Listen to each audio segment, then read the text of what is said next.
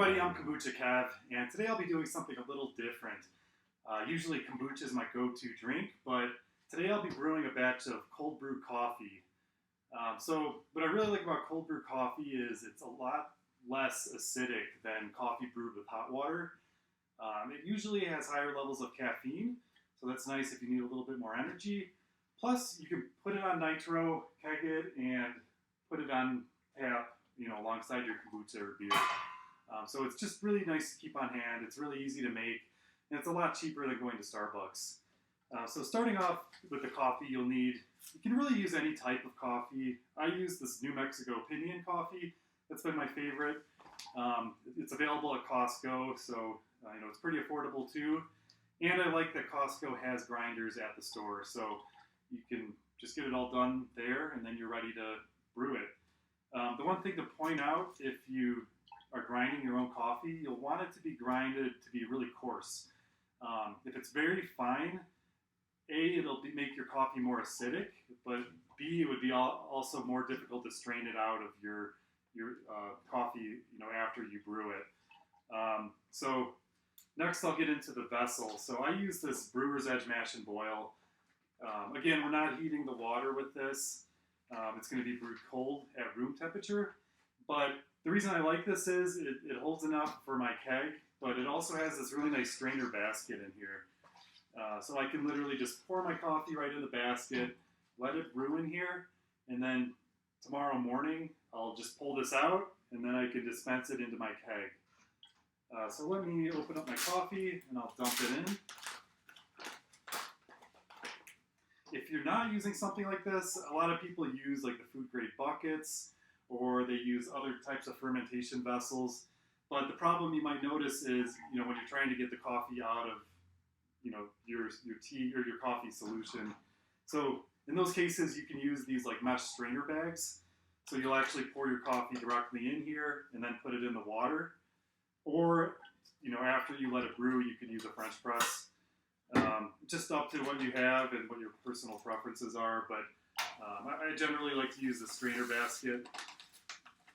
So I'm just pouring it in.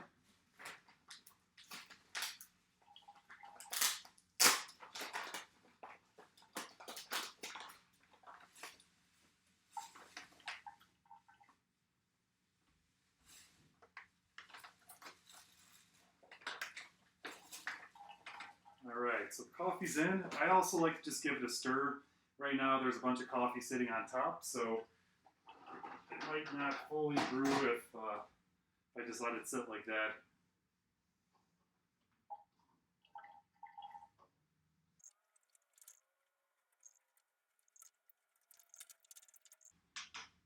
Alright, so that looks pretty good. So now I'm just going to let it brew.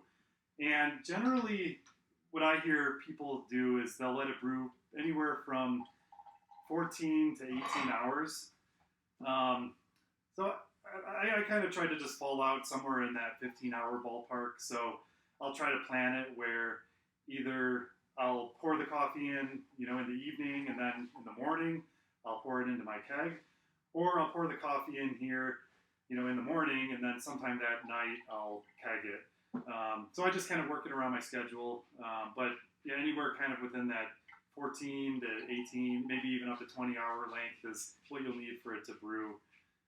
So I'm going to let this sit. I'll cover this, let it go overnight, and then tomorrow morning I'll go through the process of kegging it. Alright, so I let my coffee brew overnight, so now it's ready to start kegging. What I'll do first is pull out this filter basket that the coffee's in, and then I'll start funneling the coffee into my keg. Again, if you didn't have a filter basket in the vessel you're using, you would either pull out your mesh bag full of coffee, or at this point you would start doing the French press to start separating the coffee from the beans. So I'm just going to rest the basket here so that the coffee can drain down. So that'll just take a minute or two, and then I'll open up the spigot and start pouring the coffee into my keg.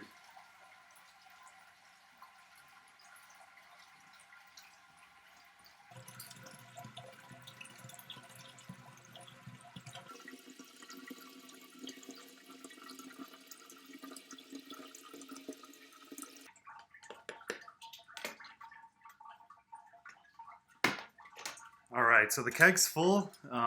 If you've seen my other videos, I highly recommend getting this carbonation lid if you're using this type of keg.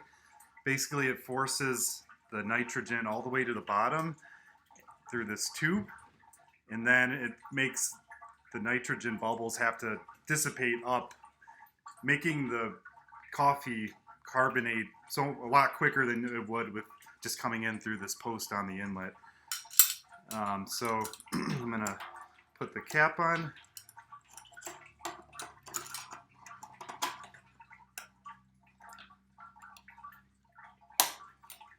So there it is, all kegged.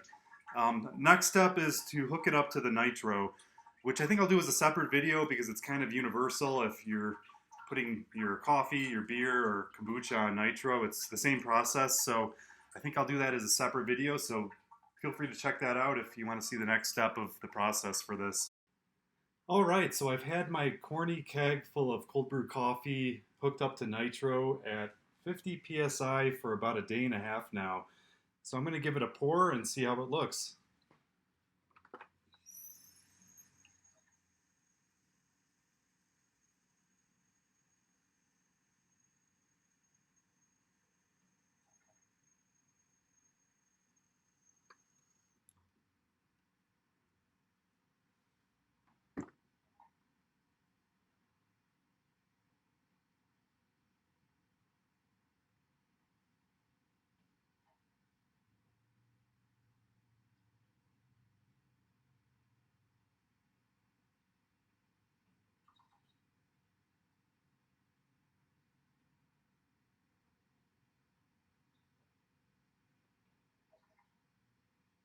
There it is. Looks great. It's a nice dark cold brew coffee color.